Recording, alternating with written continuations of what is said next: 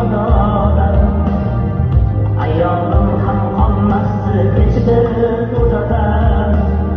Bolalarim ham kiyinardi yangi modadan. Shunda yurgandim oq laylak, onamga kiygizmay ketdim ko'ylak.